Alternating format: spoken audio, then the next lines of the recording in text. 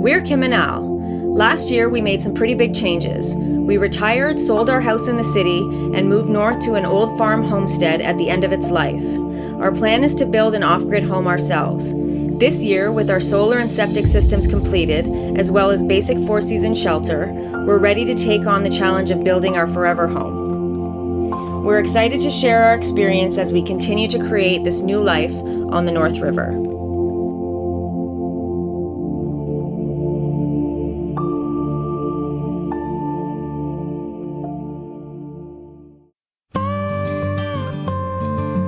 We've had quite a bit of rain and the forecast doesn't look promising. This is stalling our plans to finish the fascia and trim. The weather in general has been a bit of a roller coaster. For the beginning of the week, we're expecting 15 to 20 degree days, and by week's end it will drop below freezing and will likely have snow. The wood we're using needs to be oiled before it's installed, and this requires temperatures above 5 degrees Celsius with no threat of rain so it can cure properly. Also, we'd like to do this outside because a lot of the charcoal dust gets kicked up in the process, and we would have to wear our filter masks if we did it in the farmhouse, and they're not particularly comfortable. In the meantime, we explored some of the back roads in our neighborhood to take in some of the fall splendor around us. We ventured out onto some crown land and brought our chainsaw in case we came across deadfall worth collecting for firewood. We were lucky enough to find an old oak in the early stages of decay. Oak is among the best firewood for fuel, burns longer and hotter, and will come in handy in the cold months ahead. According to Al, it is a joy to split compared to elm. We are now completely set for firewood this winter.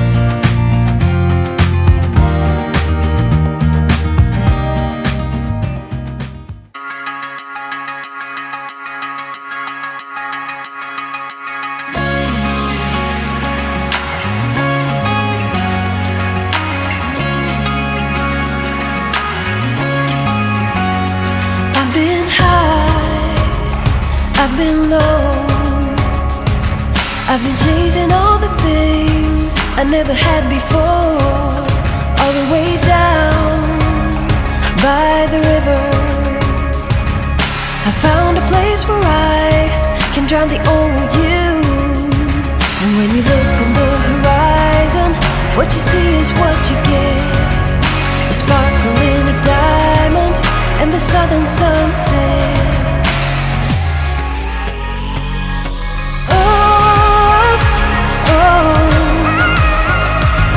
I didn't know what I was doing wrong, all the things I had going on.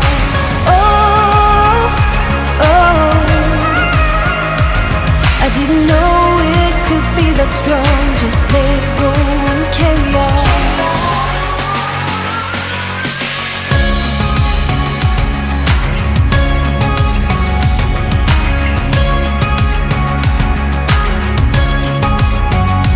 I've been up, I've been down, I've been taking chances that I never took before.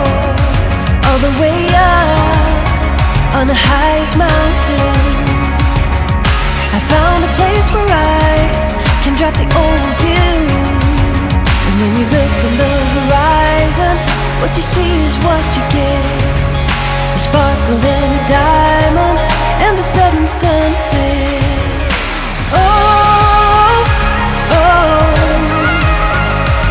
I didn't know what I was doing wrong, all the things I'd going on.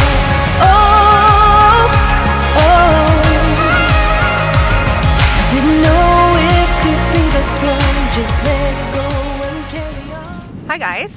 So we finally got a chance to be able to talk to you because we have been very busy, our time's been compressed because we've only had, certain days with sun. Limited favorable conditions for the work we're doing. Yeah, so we just want to give you a little update on where we're at and what we've got left to do. And it is actually snowing as we are talking to you. Just started. Now, it snowed before, so it's not the first snow, but this is like the first time during the day that it's coming down like little flakes, but I don't think it's going to last.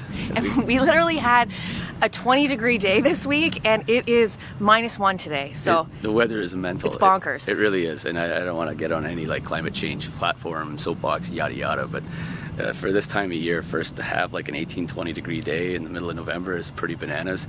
But yeah, I've been paying attention the last few years. It's very roller coastery, very up and down. There's not very many steady states where it's like for the week it's going to be like this. It's just always all over the map. Very elastic, if you will, up and down. So yeah, it went from 20 degrees to -2 this morning. yeah. So we're nice and warm inside our little box, and we're pretty pumped because we are literally finishing everything off today. And I know we've said this before, but we really are. We actually are this time. Yeah, because all of the big stuff is done.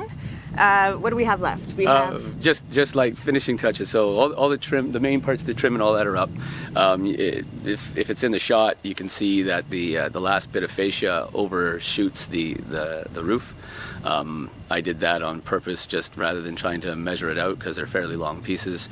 I figured it'd be easier just to go up on the roof with my Japanese pole saw, and then I'll put the final 45-degree angle in by hand, and then those pieces will just drop to the ground, and that'll be that. And then a little bit of trim around the door to hide the Tyvek in the door frame, and just some finishing touches. There's some spots where, because the boards are so irregular and I'm kind of manually ripping them through the table saw, there's a few gaps in where the two pieces of siding meet. So I'll cut some wedges just to fit in and around the windows and stuff like that. And hide that. Yep, and around the windows too, where I left the gap for the siding to go under. Probably cut it a little too generous, if you will, because you can see the Tyvek behind that. I think Kim has shown shots of that. So I'll cut some pieces that will fit in there, and I'll just brad nail them in place and all that fun stuff. And it's really just down to the little bits. And then on the back, on the western side, we have 2 perforations in the building. One for the sewer vent that goes up, and I don't want to leave it as just a piece of black ABS pipe, so I'm going to build a little box for that to hide it and make it look a little more aesthetic. And then of course I just need a piece to put behind the dryer vent that we have, that is for our main HVAC system, the way that we exhaust old air, stale air, and pull in new air into the enclosure, so we don't. And then we are Smother. done. We are done this job. The outside, and we can yeah. do the outside, yeah.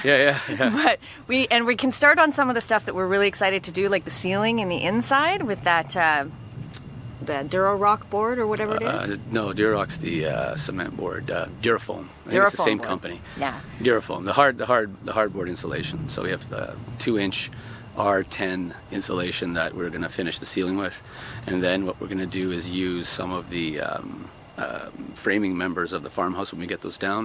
We're going to rip them up through the middle, and we're going to attach them to the studs in the ceiling just with some long screws. The idea will be to fake it and make it look like it's timber frame, and then in between all those studs I'm going to do plaster. So just mix some joint compound or plaster Paris kind of stuff and smooth that on.